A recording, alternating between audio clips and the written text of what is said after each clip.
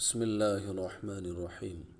حضرت پاک صلی اللہ علیہ وسلم کے لباس مبارک کے بیان میں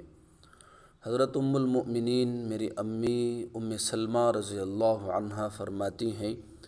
کہ حضرت پاک صلی اللہ علیہ وسلم کو سب کپڑوں میں سے کرتا زیادہ پسند تھا۔ حضرت انس رضی اللہ عنہ فرماتے ہیں کہ حضرت پاک صلی اللہ علیہ وسلم اسامہ رضی اللہ عنہ کے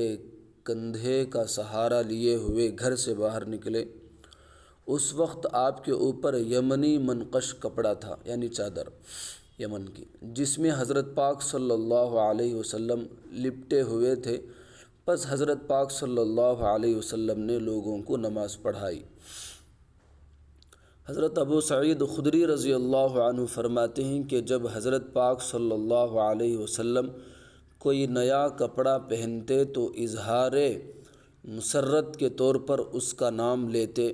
یعنی عمامہ، پگڑی، قمیص یا چادر وغیرہ، اور پھر یوں دعا فرماتے: اے اللہ، سب تعریفیں تیرے ہی لیے ہیں، کیونکہ تو نے ہی مجھے یہ کپڑا پہنایا۔ میں تجھ سے اس کپڑے کی بھلائی چاہتا ہوں، یعنی یہ کپڑا خراب نہ ہو، ضائع نہ ہو، اور اس چیز کی بھلائی چاہتا ہوں جس کے لیے اس کو بنایا گیا ہے، اور میں تیری ذات ہی سے اس کپڑے کے شر سے پناہ مانگتا ہوں، اور ان چیزوں کے شر سے جن کے لیے یہ کپڑا بنایا گیا ہے، یعنی یہ کپڑا جس غرض کے لیے بنایا گیا ہے، سردی و گرمی وغیرہ کے لیے، اور اس کی بھلائی یہ ہے کہ اللہ کی رضا میں استعمال ہو، اور برائی یہ ہے کہ اللہ تعالیٰ کی نافرمانی میں استعمال ہو۔ حضرت عبداللہ بن عباس رضی اللہ عنہما فرماتے ہیں کہ حضرت پاک صلی اللہ علیہ وسلم نے فرمایا: لوگوں، سفید کپڑے استعمال کیا کرو، زندگی میں سفید کپڑا ہی پہننا چاہیے، اور سفید کپڑوں سے ہی اپنے مردوں کو دفن کیا کرو، کیونکہ یہ تمہارے لیے بہترین لباس ہے۔ اور حضرت سمرہ بن جندب رضی اللہ عنہ کی روایت میں یوں ہے: سفید کپڑے پہنا کرو، کیونکہ وہ ظاہری طور پر زیادہ پاک اور باطنی طور پر بھی زیادہ پاکیزہ ہیں، اور سفید کپڑوں میں ہی اپنے مردوں کو دفن کیا کرو۔ لباس یعنی ستر پوشی انسانی فطرت میں داخل ہے، جبکہ عریانی خلاف فطرت ہے۔ لباس کی 5 قسمیں ہیں۔ واجب وہ لباس ہے جس سے ستر عورت ہو،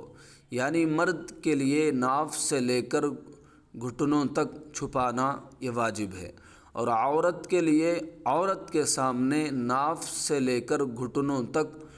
اور مردوں کے سامنے تمام جسم چھپانا واجب ہے۔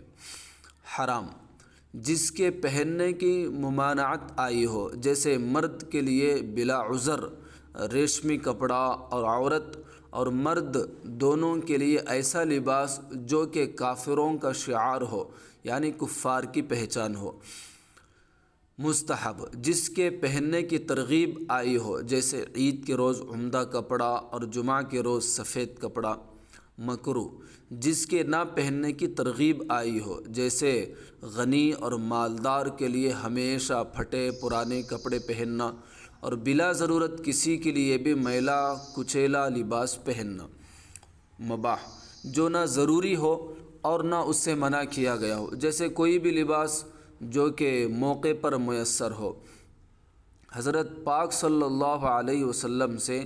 سفید رنگ، سبز رنگ، سرخ رنگ، سیاہ بالوں کی چادر، زعفران میں رنگا ہوا ایسا لباس جس پر زعفران کا اثر ختم ہو گیا ہو، یعنی منقش چادروں کا مختلف اوقات میں استعمال کرنا ثابت ہے، مگر حضرت پاک صلی اللہ علیہ وسلم کو قمیص زیادہ پسند تھی، جس کی بظاہر وجہ یہ معلوم ہوتی ہے کہ اس میں ستر عورت بھی خوب ہے اور تجمل و زینت بھی۔ حضرت پاک صلی اللہ علیہ وسلم کا معمول سادہ اور کم قیمت لباس استعمال فرمانے کا تھا، مگر بسا اوقات نہایت قیمتی لباس بھی استعمال فرمایا ہے۔ حضرت پاک صلی اللہ علیہ وسلم سے 27 یا 32 اونٹنیوں کے بدلے میں ایک جوڑا خریدنا بھی ثابت ہے، مگر یہ لباس ریشم کا نہیں تھا بلکہ عمدہ کپڑا تھا اور بناوٹ بھی اچھی تھی، مگر ایسا بہت کم ہوا ہے۔ علامہ جزری رحمۃ اللہ علیہ فرماتے ہیں کہ کرتے کی آستین میں سنت یہ ہے کہ پہنچے تک ہو، اور چوغے وغیرہ میں سنت یہ ہے کہ پہنچے سے نیچے تک ہو مگر انگلیوں سے آگے نہ ہو۔ حضرت پاک صلی اللہ علیہ وسلم سے غیر مسلموں کے ملک سے درآمد شدہ کپڑوں کا استعمال کرنا بھی ثابت ہے، اور ایسا جبے کا استعمال بھی ثابت ہے جو نہایت تنگ آستین والا تھا، حتیٰ کہ وضو کے وقت جبے سے بازو باہر نکالنے پڑتے تھے۔ کپڑا پہننے کی دعا: